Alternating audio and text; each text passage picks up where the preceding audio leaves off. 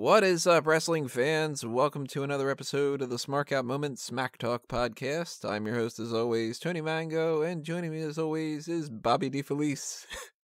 Hey, Anthony, it's wonderful to be sitting here talking to you about what is the more optimal piece of furniture, a table or a chair? Yeah, so what we were doing here is we are breaking down the Smark Madness tournament for 2019. It is officially over, as far as my clicks that just happened not that long ago. And we are determining, or well, you guys really determined, because you're the ones voting, although we voted too, but it's only 2 votes, what the best foreign object is in the history of professional wrestling. So that means all the weapons, all the illegal objects, all the, cheating through hitting somebody with something that they shouldn't be able to, all that other kind of stuff, all lumped in together, with a little bit of just some signature items, because some of these things aren't necessarily 100% foreign objects. Like, for instance, one of the things that was in our qualifying round was Mr. Socko, and that was always allowed. That was perfectly fine. So we kind of lumped that all in together, and what we did is what we usually do is once we have passed 32 options, we break things down in a qualifying round. We let everybody pick throughout the Megamaniacs and throughout the qualifying round vote, and that determines a little bit of the brackets, and then the brackets get randomized a little bit more, and then we're off to the races. And we have 5 rounds of the tournament that have gone throughout the whole whole idea. March Madness, Smark Madness, that's kind of the point. And we're now done with all that, so now we know what the best foreign object is of all time. But we're not going to spoil it quite yet. Instead, we're going to start breaking things down from the qualifying round. We had an option of a bunch that were sort of kind of hanging around the maybe section. I had 20 out of the 32 that were guaranteed, and we needed 12 more. So I put up everything else that was a potential option, except I merged a couple together because I like merging, and I wanted to make sure that we only had one blinding object, which the options were, and I'm probably forgetting some other ones that maybe they could have been in the mix, but it was an overwhelming result, so it doesn't really matter anyway. Arrogance, the perfume, that was something that people could have voted in as one of the options. Another one of them was just generic powder, because that happens quite a bit. I mean, everybody Not from anymore. Big E down to, the 70s and whatever, like powder would pop up every once in a while. It isn't a very frequent thing anymore, you're right, but it was something in the past. Mr. Fuji's throwing salt, which I always thought was funny because it's always been classified as throwing salt, as opposed to like Mr. Fuji's gonna just like, I don't know, season his shit a little bit. Well, because he used to throw it at the ring post when doing the ceremonial cleansing of the ring before matches, you see. Well, you gotta cleanse it. I mean, You the gotta shit cleanse. that's on their boots and stuff, come on. Yeah. You don't know who took a bad bump and shit all over the place. You know, it always is amazing to me that they never stray from the salt. You know, it's never like, let's mix a little lemon pepper here. And it's always straight up salt. It's never sea salt, you know, the very particular salt. Yeah, no garlic salt. No, I got the wrong bag and it's pepper this time. Do you think it's iodized? I don't know. It depends. Maybe they spinger a little bit more for the people that actually matter. You know, if you're gonna throw it at Bret Hart, then you get the fancier salt. Yeah, like if it's a jobber, you find some salt laying on the ground and you throw it at the guy. Yeah, you just pick up the leftover rock salt that happened the last time it snowed. Exactly. Now, if you get like a John Cena, that's Himalayan salt. That's it. Right. That really good shit. Very cleansing for his eyes. People could have picked that, but they ended up going with the green mist, which I figured would probably work out that way. And it's kind of funny that the automated thing on the Google form chose green for the green mist. Well, of all these things, I think my personal favorite is the powder. It's a very old school, like, yeah, I'm just gonna throw powder in your eyes and you can't see. But the green mist is a very cool visual. You know, I always loved Tajiri would spit the mist, and I don't know how he didn't get immediately disqualified no matter what, because the man's face was green. But you could also play around with the mist. Like the red mist had a certain effect.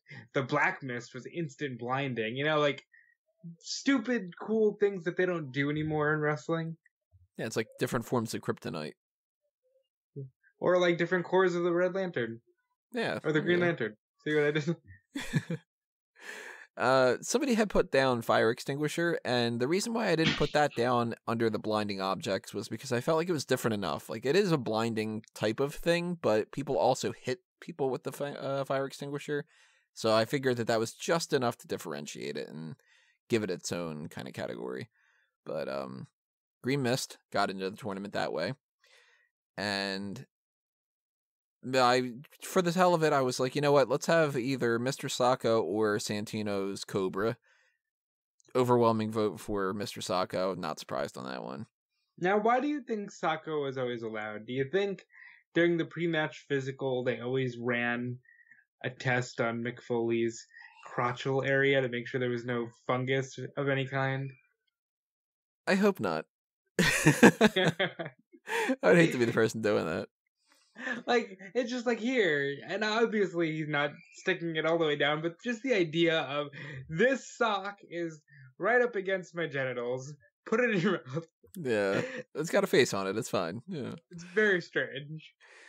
So we had the options of 12 more to go in, and we'll talk about the ones that actually got in when it comes down to it, but some of the ones that didn't make it in were Jim Cornette's tennis racket, which I guess that this is one of the ones that's kind of just, if you weren't in the era at the time, then maybe there's no like nostalgia for it.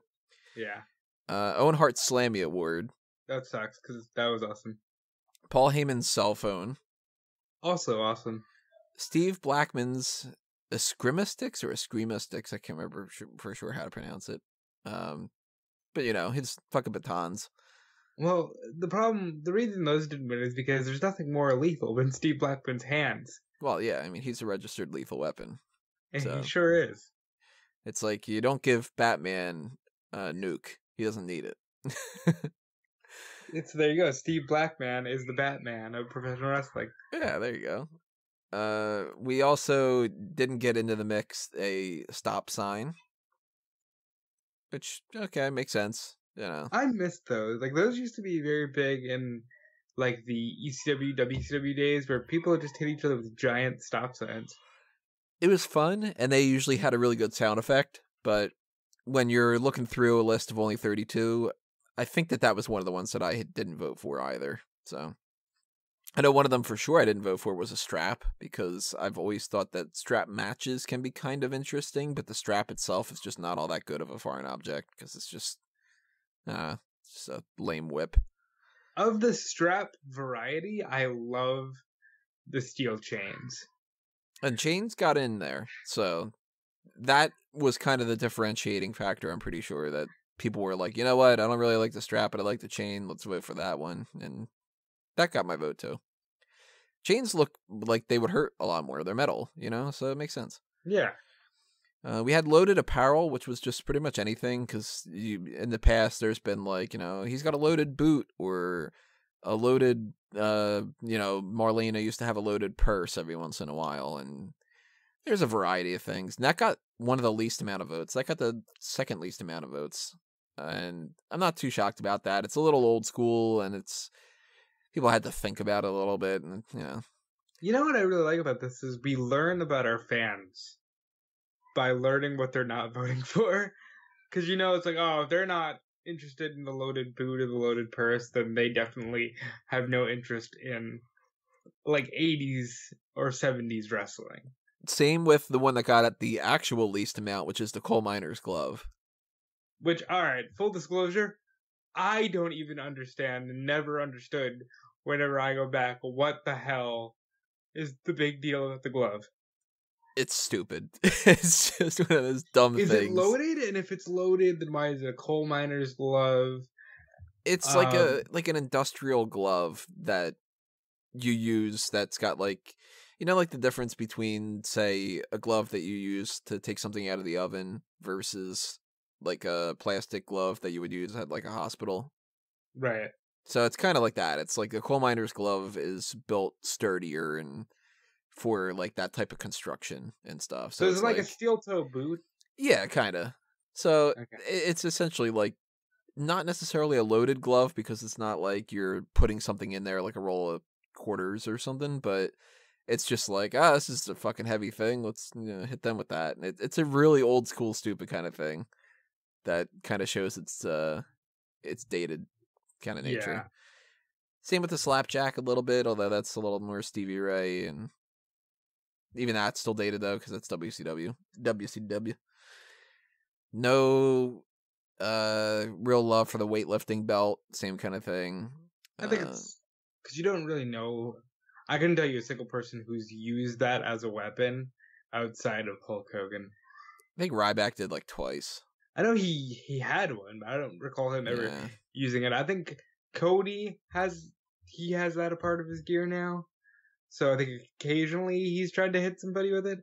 But whenever I think of the belt, I think of Hulk Hogan. Me too. Lighting tube just lost out, which I'm kind of happy about that because I don't think that people should be hitting each other with these lighting tubes.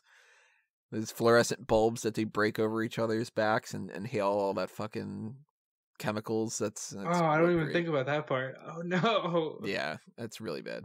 Oh. And the other one that didn't make it in there was bowling ball. And it was just like, it just barely missed out on that. I mean, it got 19 votes compared to, for instance, the camera, which had gotten 20.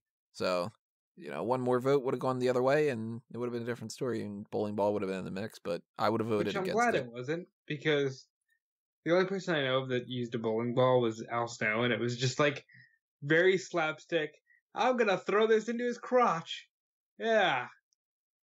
Yeah, I've never been a big fan of the bowling ball thing. Are you a fan of bowling? Bowling's fun. Hmm. But I've never bowled with Al Snow. Well, that's good. I think that's why your testicles are still intact. Like that's like a qualifying thing. Like you go to the doctor and they're like, "Well, your balls are still intact. I guess you haven't been bowling with Al Snow." No, and clearly you're not Brock Lesnar either, because I can't imagine his are anymore.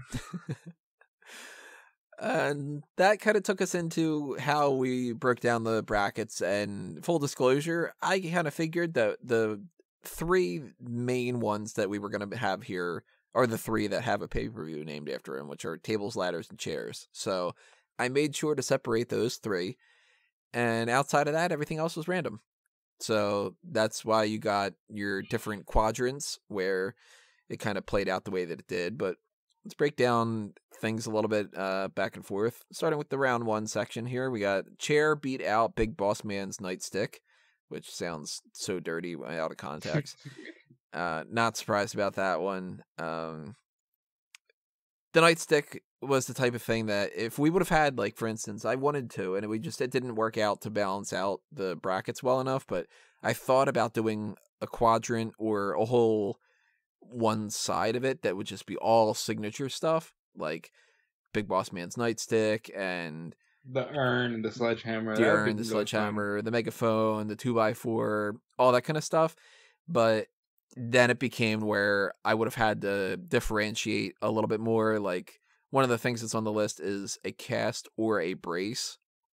And that would have had to be something like D'Lo Brown's chest protector or Owen Hart's brace or Cowboy Bob Orton's brace or, like something cast or something like that. Like it would have had to be like just one of them. And yeah, then it got a little bit too hard and, it's WrestleMania season. I don't want to do that fucking work. So that would have been kind of interesting to see, though, if we would have gotten, the megaphone versus the 2x4, what would have ended up being the main one out of that. And I got a feeling I know which one it would be based off of the tournament that it worked out that way. But, we'll break that down a little bit. Well, I think if we were doing this like 20 years ago, it would be all signature items just about. We'd have random stuff on there like Moppy and Chavo Guerrero's Pepe, that random stick horse. Mm-hmm. And so stuff like that is fun because again, it's all contextual, and I don't think Big Boss Man's Nightstick means a lot in 2019, unfortunately. It was so integral to his character, yet at the same time, Big Boss Man is far enough in the past that if you were to tell people that are like fans from the past 10 years, if you go, name me 30 foreign objects, they're not going to bring up the Nightstick. Yeah, that's a shame though. Yeah. We had the cookie sheet lose out to, or the baking tray, whatever you want to fucking call it. It's the same thing. That lost out to Hacksaw Jim Duggan's 2x4, which I was happy about that. Even though the cookie sheet is something that I think's like just kind of a staple, the 2x4 has more flair. I like the cookie sheet. I don't know. I feel like you can pick it up, give somebody a nice solid smack. It makes a good sound. The 2x4 is great. I prefer the McFoley variation where it's wrapped in barbed wire and possibly set on fire. Just because I think it's like, that at least looks like I'm a deranged man, I'm going to hit you. With the 2x4 itself, it's like, I have a board. Fear me. I have wood. You know? That would have been great if we would have had Big Boss Man's Nightstick versus Hacksaw Jim's 2x4 for just the innuendo. One's got wood, the other one's got a big stick. Which wins out? The urn. I don't know. I would have voted for the 2x4. Well, it is iconic, and I think, unlike the Nightstick, people might actually say 2x4 if you ask them name 30 foreign objects. Maybe.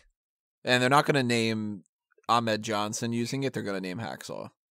I love Ahmed Johnson. Ahmed Johnson's he's a fucking character, that's for sure. Great theme. Yeah.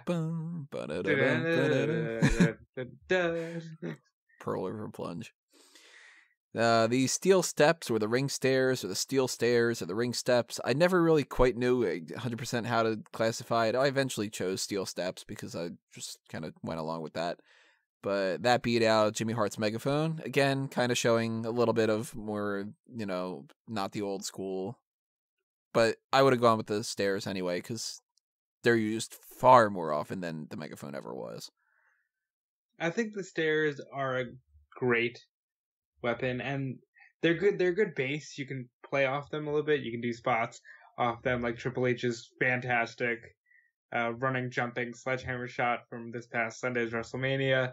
However, I do love the Megaphone, and I love Jimmy Hart's attention to flair, and every Megaphone he had, every jacket he had was in relation to the guy he was managing at the time. So I miss stuff like that. Jimmy Hart's awesome. Hell yeah. Still looks exactly the same. He really does. Like, this dude, he ages a year every 5 years, it seems. It's really crazy. Got to get on that diet of baked potatoes and baked beans, even though I hate baked beans. Yeah. These two I purposely actually matched up. And I did it because this was one of the instances where I was like, you know what? I really want to see things that we can kind of actually full on compare, which was the championship title belt and the Money in the Bank briefcase. And the reason why I paired them up is because they're both things that are titles to a certain extent that people carry with them. They can lose at some point, and they just, every once in a while, they'll hit somebody with it in order to win a championship. Because it's either you're the champion and you hit somebody with it to retain your title, or you hit somebody with it to win the title, or you're the Money in the Bank briefcase holder and you hit the champion and beat the champion. So there's tons of parallels, and I voted for the one that ended up winning, which was the title belt, because I voted for that more so because there's something kind of fun about the idea of somebody hitting somebody with the actual championship more so than just a briefcase in my mind. I think I would give it to the title belt as well, and here's why. The briefcase was never used enough. I mean, there have been at least, 20 people to hold the briefcase? And really, with the exception of Seth Rollins, the only person to regularly use this briefcase as an offensive weapon was Edge. Edge would hit the guy with the briefcase constantly, or I remember the one time with Benoit, he put a brick inside of it and just opened it up, and he's like, hey, look what I have under this contract. It's a brick. I'm gonna hit you with a brick. Like, I think not enough people utilize the Money in the Bank briefcase. But with the championship belt, or I guess championship title, because the belt holds up your pants, with Velcro now. with Velcro, because Velcro is the best thing that ever happened. I think it's a really cool visual. Like, here, you want the belt? I'm gonna give you the belt. Smack in the face. You know, like get a close up look at really the belt cool. right in your fucking schnoz, that kind of thing. What is your favorite belt that you ever saw used as an offensive weapon? I don't know. I mean, there's something that's kind of fun about the idea of the hardcore title being used because it's all bashed up already. Right, I was thinking like that would actually hurt you because the edges would be like kind of jagged and stuff like that. It seems like something that would actually hurt you. Yeah.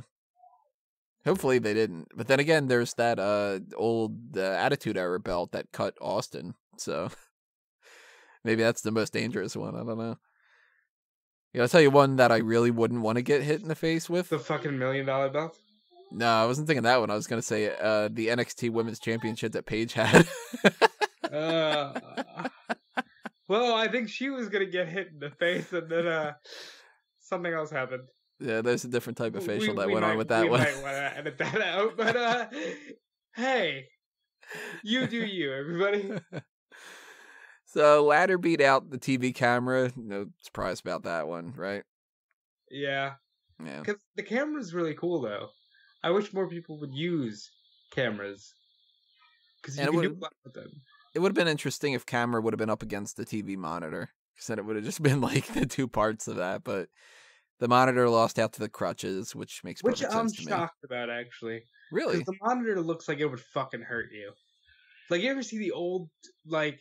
Yeah, the ones that used to make that real metallic clink. Yeah, like, those look like they hurt you. Yeah. The crutches, I understand, I guess, because it's like, here, stick weapon. Boom. You know? And the thing I like about the crutches is they break. And maybe it's a lot more vivid in people's minds because Gargano and Ciampa used it so much. Mm-hmm. My go-to one, I don't know why this is the one that stands out to me, but Triple H using the crutch on Owen Hart. You know, every time you speak, we learn that what your true fandom era was. Because I thought you were going to say Triple H hitting The Undertaker at the Royal Rumble. Because he was injured at the time in like early 98. And yeah, he was definitely getting some use out of those crutches. Yeah, my childhood was Attitude Era, pre-Attitude Era, the new generation. So that's like a lot of my memories go straight to that.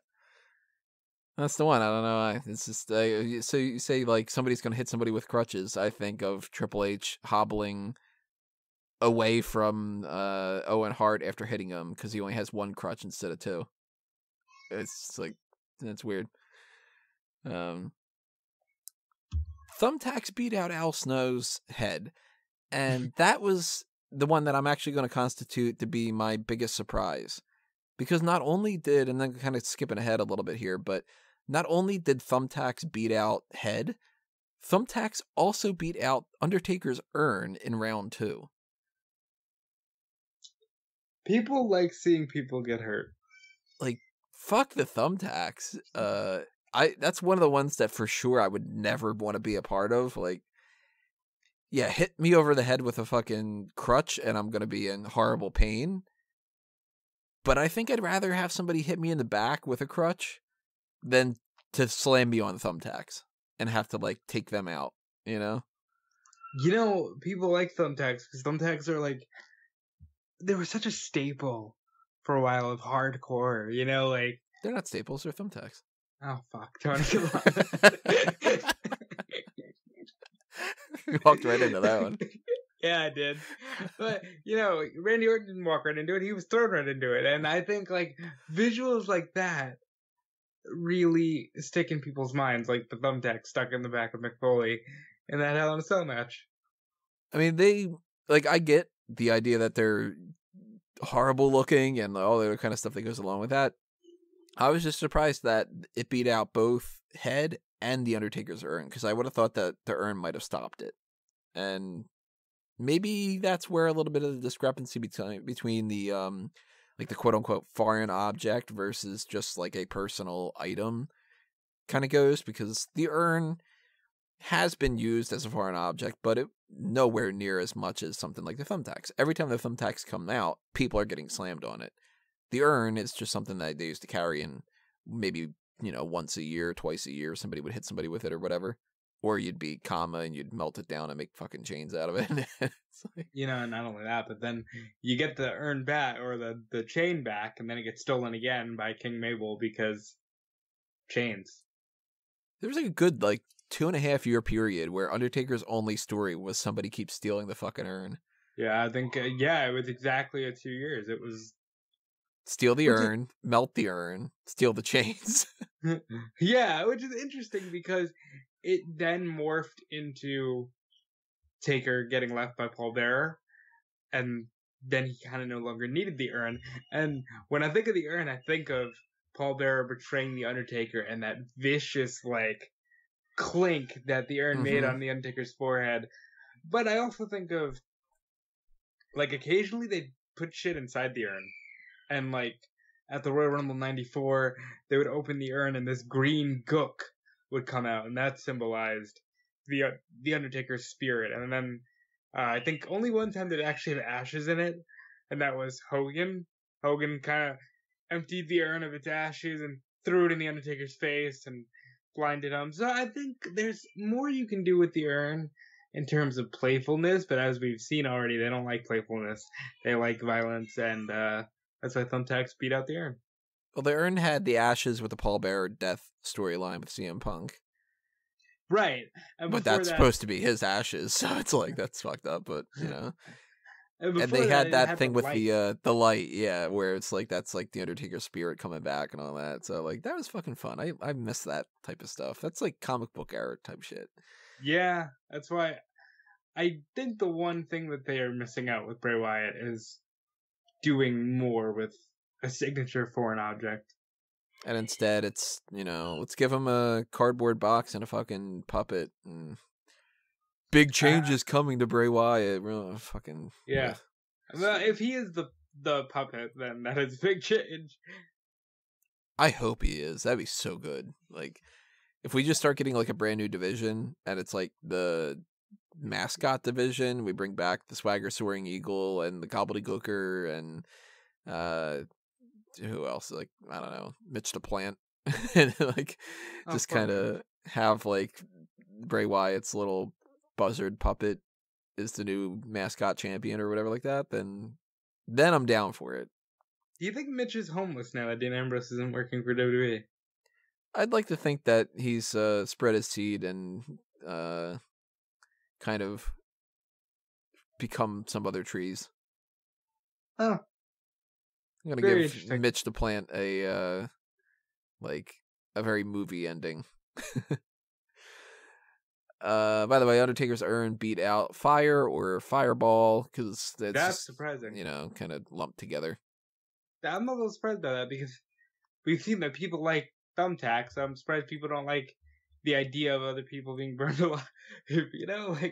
That's kind of the viciousness that people go for, I think. I remember a great story on the Pritchard podcast, and it's been told in other areas as well, where Mankind was supposed to throw the fireball in the Undertaker's face, and it won't light. So then the next night he just comes out with a blowtorch. Yeah. You gotta get that point across. Lots of bad things with the whole the flaming paper and all that. Some of those just don't work. Sometimes they do, and sometimes it looks really, really cheesy. It's just sort of how do you shoot a fireball? What is he, fucking Street Fighter or something? Let's see. On the other side of round one, we had the table beat out a cast or a brace. So that could have been anything from a knee brace or, I've got a cast and I'm going to use that to beat somebody up or, something like that. Not surprised about that. Table was one of the main ones going into it. So, yeah. Yeah, I mean, some of these were clear, there were ringers set here. 100%. Some of them in the ring, some of them not in the ring. That's right. Let's see what we got. After that, we had Mr. Socko and the Chains. That one sounds like a really bad indie band.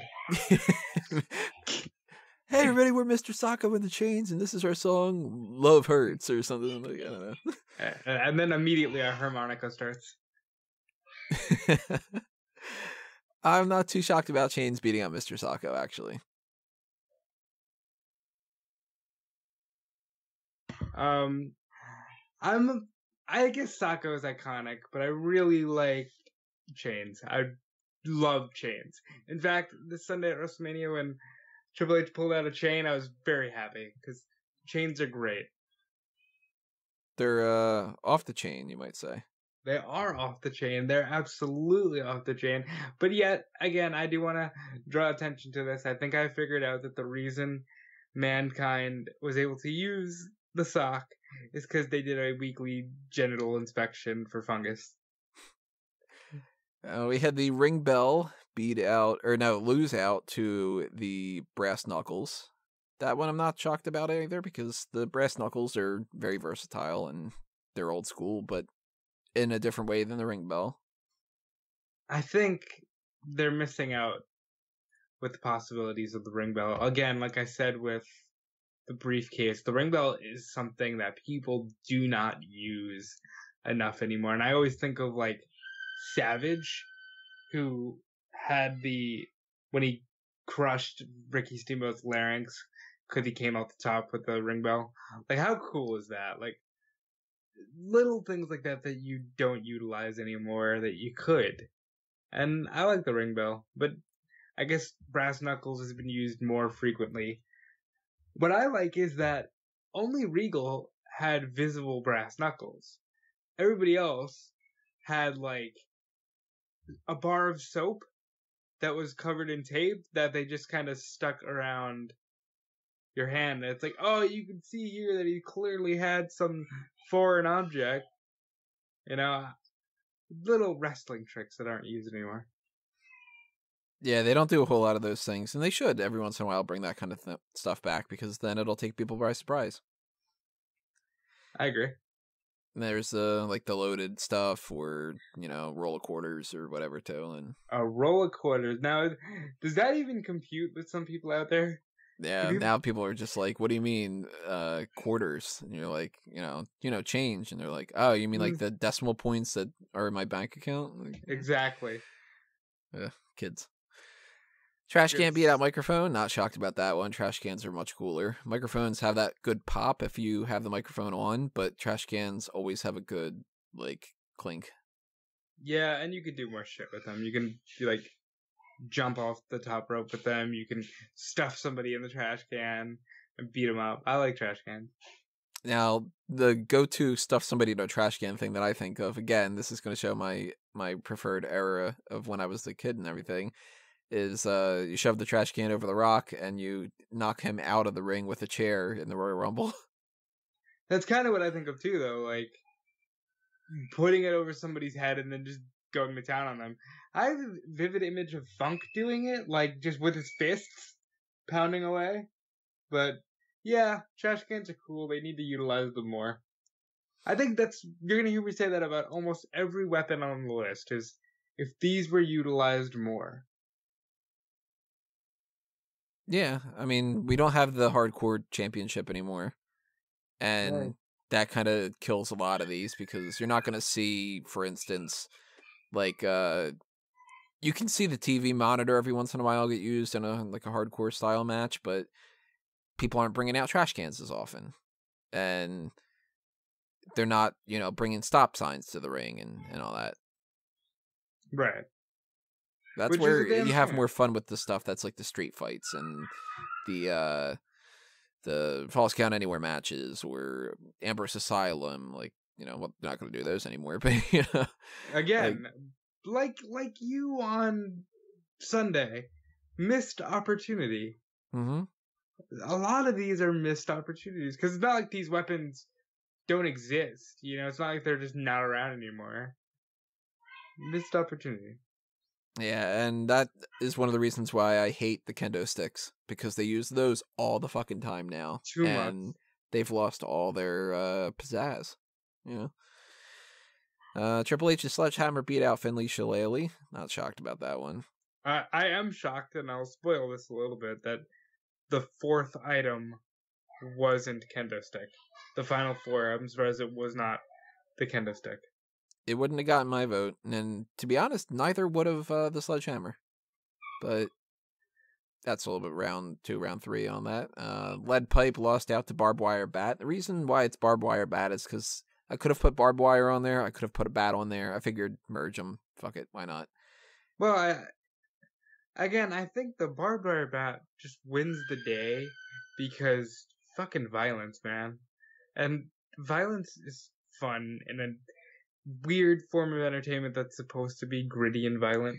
The Barbed Wire Bat was like a huge staple of our childhoods because like Foley all of a sudden was like, hey, I got this stick and I'm gonna wrap it in this dangerous razor wire and occasionally light it on fire.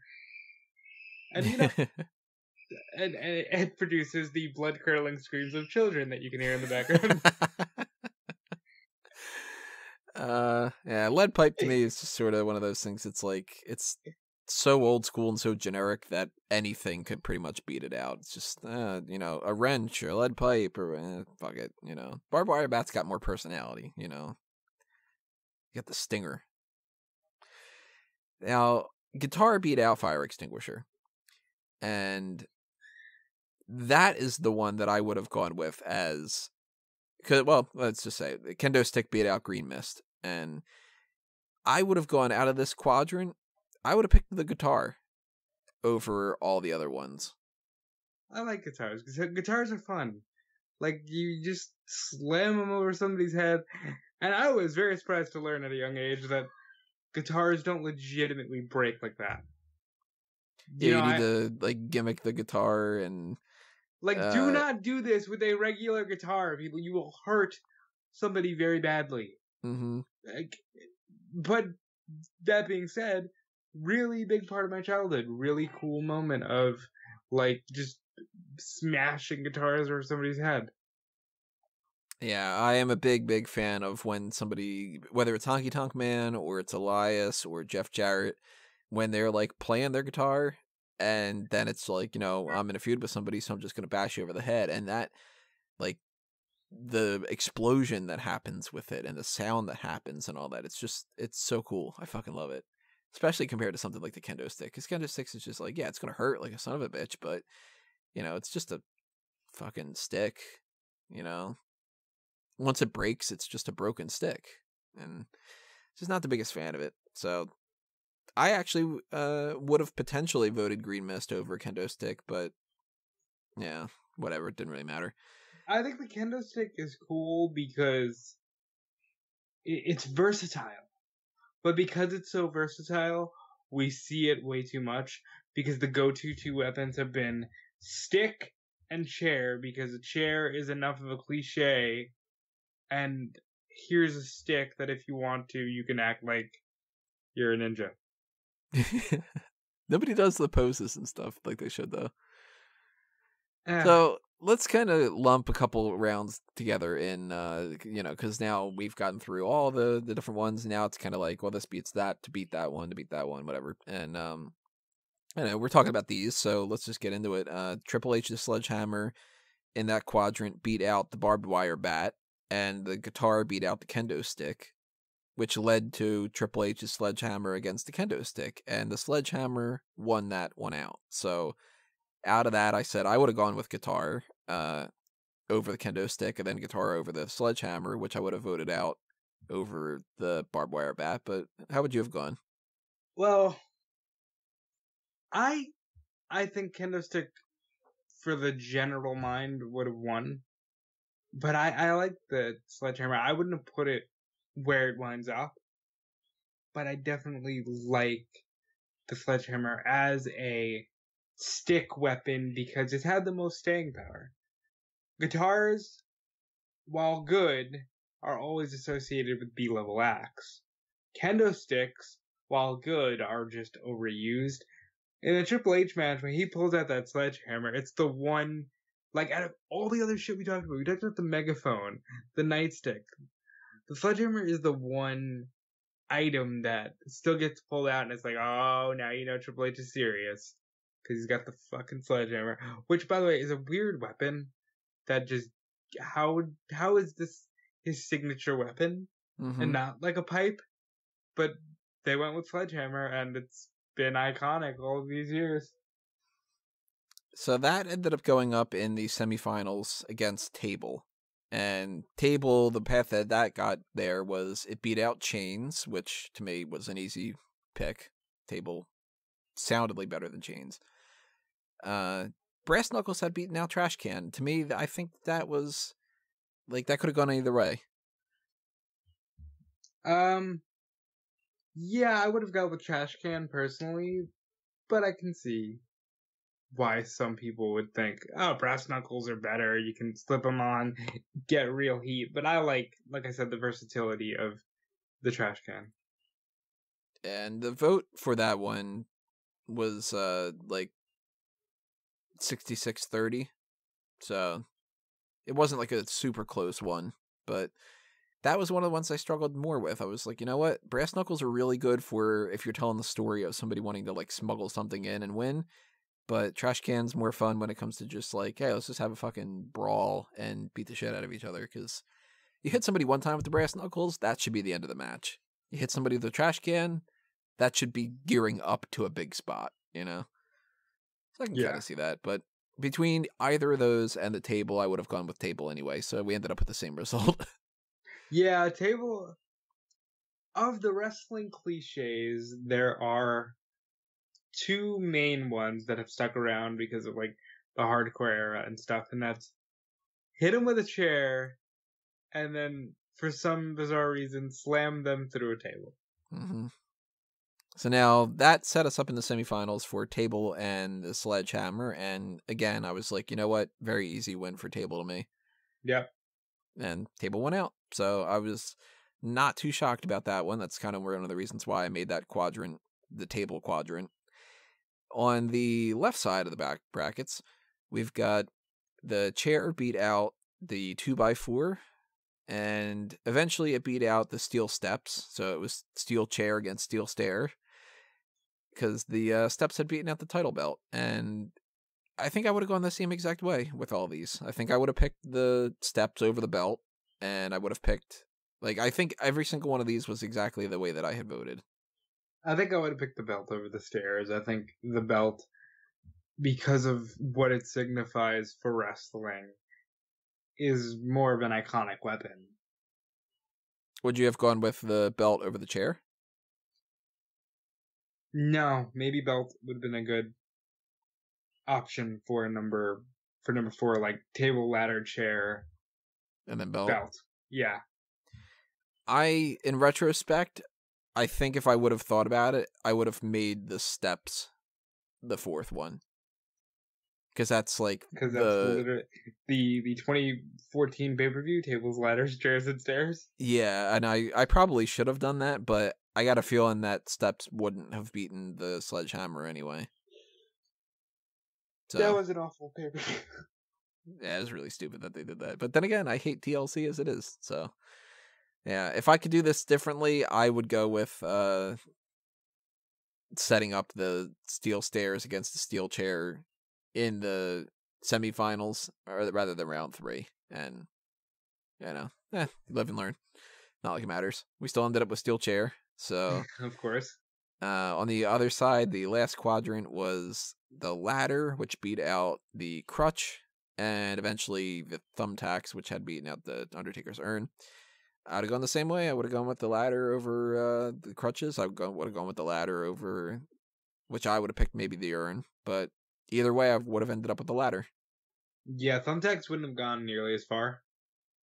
But ladder is the way I would have gone because, again, versatility. So much you can do with it. Prop it up in the corner. Wedge it in the corner. Fly off it. There's so much cool stuff you can do. So our semifinals were table versus Sledgehammer and ladder versus chair. And to me, table beat out Sledgehammer easily, but I felt really bad about ladder because chair beat it out pretty easily to me, but at the same time, I'm like, oh, I like ladders, you know? Yeah, I wish we could have just had like a 3-way Yeah, triple threat at the race end. at the end. Yeah, because ladders are fucking cool. And while we're here, what's your favorite ladder? Like, what of all the ladders designs that they've used, what's your favorite ladder?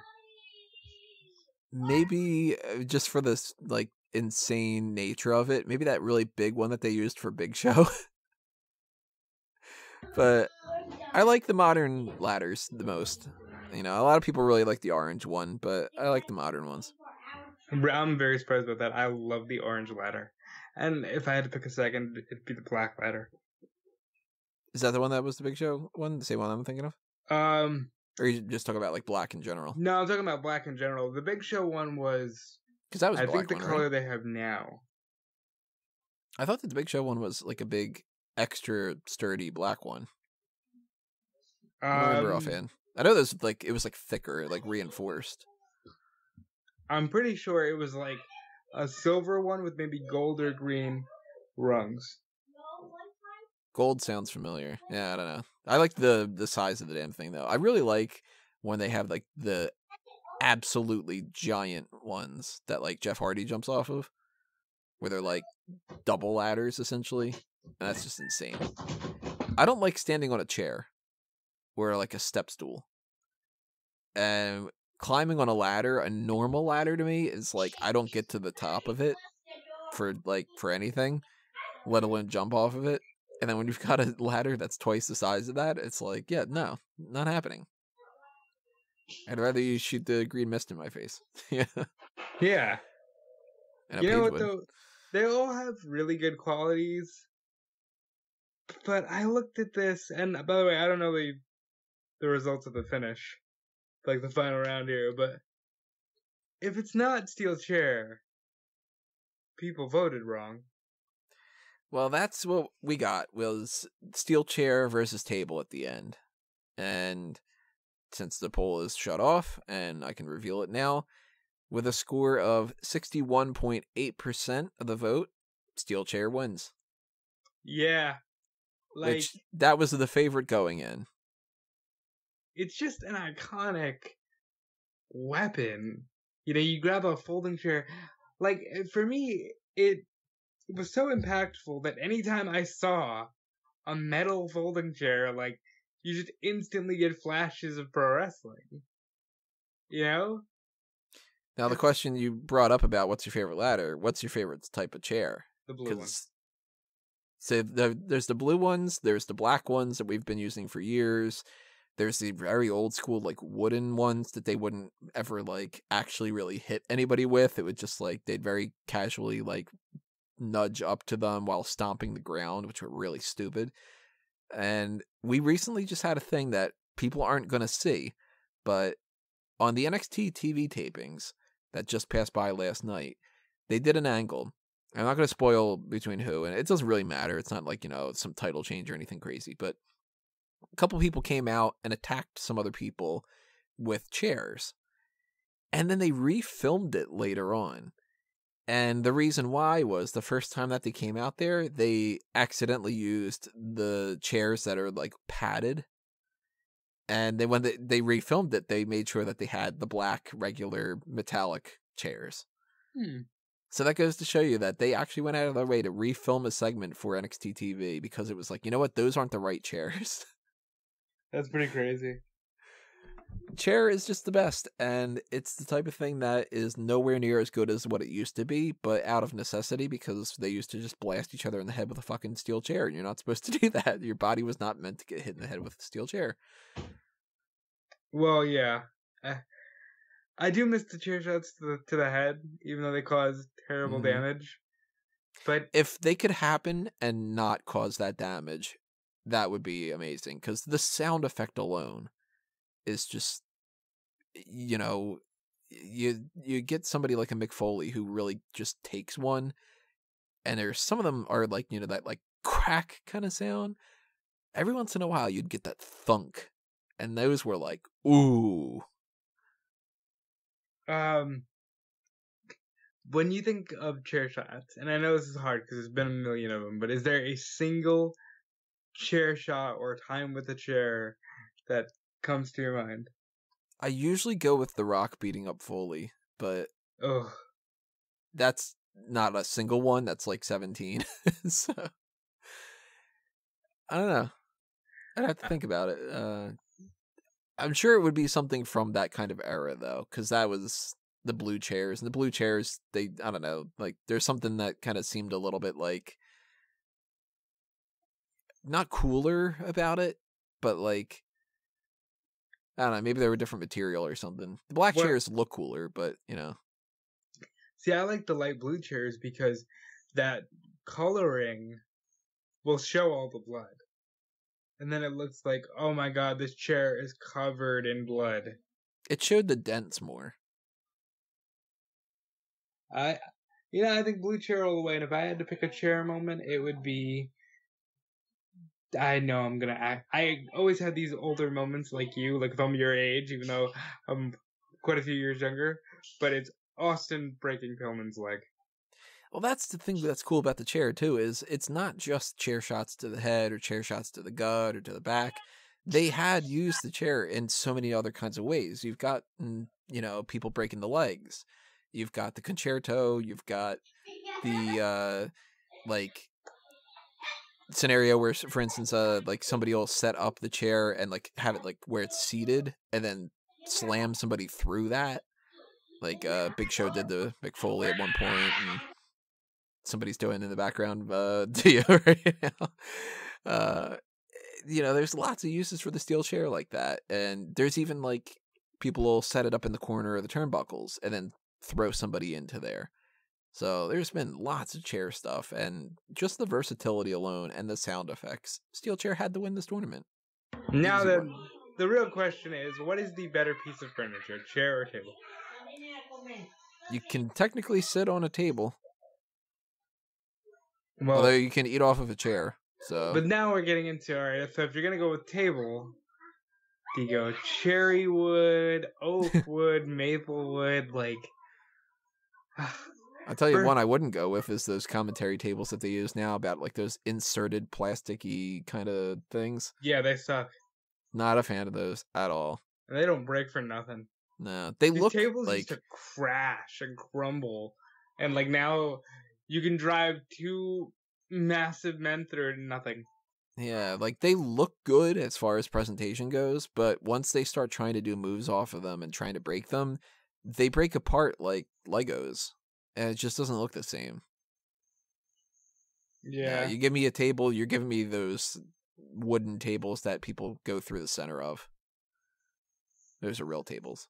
I love those tables. Devon, he loves them. I don't know if he loved them, but he sure did know where to get them. he didn't quite love them, but he got them a lot. He knew where to get them.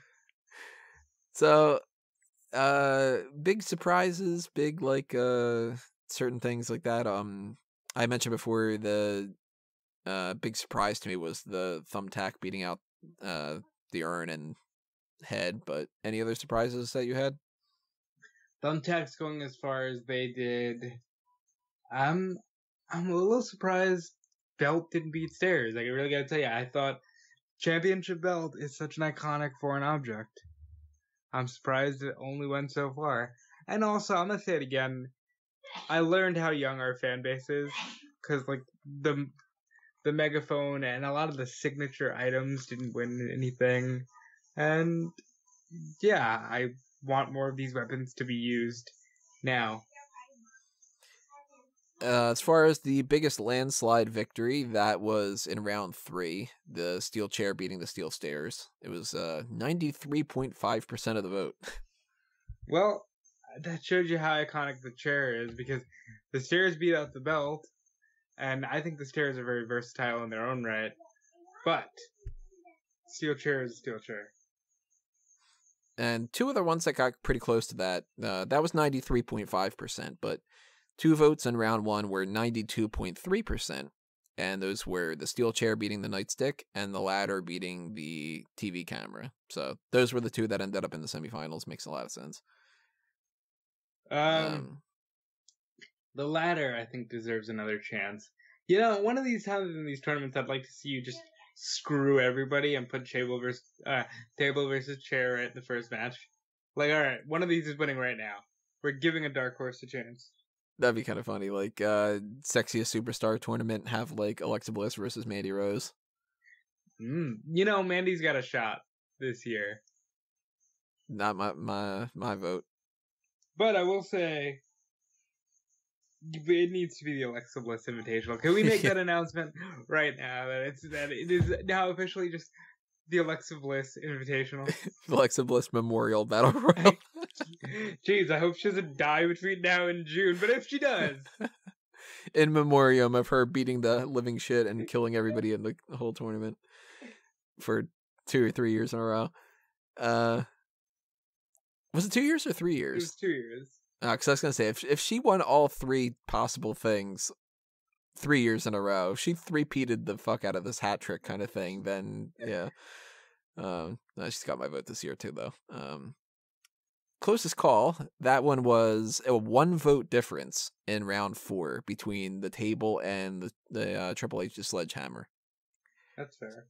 So that could have been interesting. We could have very easily gotten Triple H's Sledgehammer in the finals against the steel chair, which I still would have gone with the steel chair. Like, chair against anything, I would have gone with the chair. Yeah, chair is the pro wrestling weapon, and it needed to win. And even though fans, for whatever reason, chant, "We want tables" so much now, the chair is the greatest weapon of all time. Easily in my mind too. I mean, But there's a lot that have a lot of fun things to it, but the chair, at the end of the day, that's what this tournament was built around. Is the pen mightier than the chair? I don't know. Is the pen on one of those shitty commentary tables? It might They tend be. to use pencils, so Which sucks because lead going into people. lead poisoning. Yeah. Well, that's the tournament. That's Smark Madness 2019. Last year we did gimmick matches. The year before that was whatever the fuck that was. I don't remember off the top of my head. And this is the type of tournament that's a little bit weirder. I mean, we have every year we do the Sexiest Superstars tournament, which is just going to be the same that it was before. Slight differences here and there, but it's just, who's hot. And Champs Giving is something that may be returning later on this year around the November time frame.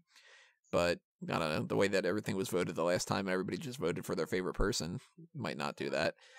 But Smark Madness is where we get to have a little bit more fun and do something weird. So I don't know what next year is going to be, but if you guys have any comments and suggestions of what you would like to see that be in the future, whether it's something like, the best spots that ever happened, or that, that'd be kind of crazy. I don't know how we would narrow it down, but so I thought of one. We're all gonna be, well, hopefully, I don't want to talk like it's already happened, but we're all trying to be in the same area for WrestleMania, and we need 32, and there's been 35 Manias. Why don't we do the best WrestleMania matches?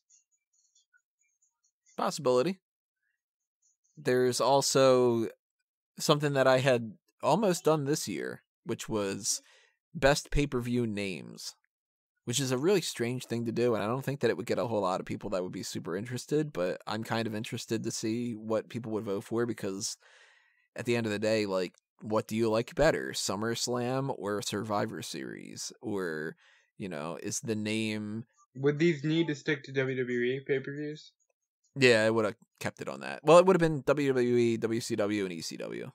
So it would have been like, the chance that something like Slamboree could be in there, or... It's funny, because I was going to ask you, what's better, Slamboree or Great Balls of Fire? Slamboree. Easily. Yeah, at least you had the slamming puns. I actually like the name Slamboree. I don't like Jamboree. I think the Jamboree is stupid, but Slamboree is like, if they brought that back, that would be kind of neat a little bit. That's better than going with TLC, I think. I agree. Great Balls of Fire? Absolutely not. But yeah, I kind of like maybe that'll be next year. Maybe that'll be something more along the lines of like managers or something like entrance themes or something. I don't know. There's lots of Ah, different possibilities. And if anybody has any suggestions, drop them in the comments below. Let me know when we get towards March next year when I start pitching some ideas and stuff. And 2020 will come along and we'll do another one of these. if we're still alive, forbidden. Yeah, I mean, the way that WrestleMania week and all that's gone down, maybe not, but hopefully that'll be the case. So that's the 2019 tournament, everybody. I want to thank you all for voting, and I want to thank you for passing this along or doing whatever else that you have done, and having fun with this. Hopefully you did have fun. So I want to know what you think. Steel chair winning. Drop a comment below. Tell me if you think that that's the right choice, or if you were one of the people that was just like, God damn it, loaded fucking coal miner's glove should have won, or And something I like that. know, like, the coal miner's glove is the true weapon of all of wrestling. I'm gonna go out on a limb here and say, Howard, if you're listening, you would have voted. You would have voted for Coal Miners Club. You're one of our more old school fans, so yeah, definitely let us know if that would have been something that you would have gotten your vote on. Yeah. Anything else you want to talk about when it comes to this? I think I'm out of ideas. I would like to see this tournament again in 20 years. See Well, what's... in the 2039 Smark Madness tournament, Oh God. if we're still fucking doing this, then that'll be crazy. We'll see. Hopefully, I'll have Money. I don't know. Yeah, and just more time. We'll have it all on holograms, and the tournament will be instant, and it'll be downloaded straight into your brain on some kind of social media platform that nobody knows the name of now, but it has some kind of a stupid name to it, like. And it's only Gerflunk. connected like through our ears, and we watch everything from this one chip that is inserted through our ears. And you can still leave horrible comments. Yeah, but this time we just hear you shouting in the middle of our show, like you hear these children, and I do apologize. So in 2039, when I'm doing this tournament through this, I don't know, holographic projection thing, and I'm also answering questions of who turned heel and face, and why I didn't give them a job in WWE, then we'll see how that works out. But that's going to do us in for that. We are going to just round things out with a plug side of things now. So obviously, if you have not subscribed to the YouTube channel yet, please do that and ring the bell for the notifications. The next couple of things that are going to be coming your way as far as the podcast goes are going to be, well, first things first, we've got the hot tags. So hot tags are coming on most likely Monday. And after that, we're going to be running through the Superstar Shakeup. So that'll happen on Monday and on Tuesday, and we'll have a review of that sometime on Wednesday, most likely. And after that's going to be the mailbag. And then we're getting into question marks because we're maybe not having that Saudi Arabia show. Maybe we are. I don't know. They haven't announced it, so maybe not. We got Money in the Bank stuff coming up, so we got a fan announce table that we're probably going to do. Maybe a call of the spot. Maybe just the predictions. Worlds Collide is going to be all over the place, so we're going to possibly break that down on the hot tags, or we're going to do something else when it comes to that, or not do anything. I don't know. Kind of depends on how good these things are. And all that stuff is happening on the YouTube channel, but it's also happening elsewhere. And you can find the audio-only version on like a million platforms now. Declan actually just alerted me that we're on Podbean. I didn't even know that Podbean was one of them, but yeah, we're on Podbean. iTunes, Stitcher, Spotify, and Google Play are the main ones that I know I've personally submitted to, and I know that those are things that like are stable and have all the right information and have all the episodes the way that they should be working and all that. So if you have a chance, whether you listen to this on iTunes and all that kind of stuff or just on YouTube, head on over to those links and give us like 5 stars or 4 stars if you really want to be that petty or something like that. But give us a little bit of a rating, and that stuff's going to actually help us out quite a bit. You kind of have no idea how much that can actually make a difference. So, if you like us, show your support that way. If you want to show your support in other ways, you can follow us on Facebook and Twitter at SmarkOutMoment, and follow all the surrounding accounts with different things like A Mango Tree and Tony Mango and Rob's account and Fanboys Anonymous and all that stuff. FanboysAnonymous.com is actually just the website itself not only has the YouTube, it has the Facebook, the Twitter, and all the other kind of stuff like that. Both Fanboys and Smark Moment have a Patreon, so if you have spare change you want to throw our way, you could do it that way. There's also Redbubble and TeePublic shops, so you go pick up merchandise through those. And yeah, that's my plug side outside of your wrestling news and Bleacher Report, so check out that stuff. Rob? If you want to support, please do donate to that Patreon. Maybe Tony can have some more money to do some cooler ideas. You like stuff like this? Hey, we will do a Smark Madness tournament hitting each other with these 32 weapons if you give us enough money to do it. For me, you can follow me on Twitter and Instagram @DudeFelice. You can check out Time Killer Apparel. You can check out eWrestling News and WrestleZone.com because I'm still doing a little bit of work with them, and they're good people and a good source for wrestling news. So hey, go check that out. Outside of that, check out 2001 Wrestling Odyssey, which is Callum's 2001 retrospective podcast that I am a guest host on because I am the guest host on Spark Out Moment. And yeah, that's about it. Alrighty, everybody. Thank you for listening to this. Thank you for your participation in the tournament. Thank you for all of your support and your love and everything else that you got coming our way, as long as it's a good thing. If you got a steel chair whack into the face, then I'm not really all that much into it. But yeah, that's going to do us in. Thank you for listening. I already said that. I'm repeating myself. So before I repeat myself too many times, we're going to head on out here. And we'll see you next time, everybody. This has been another Smark Out Moment. We're being counted out.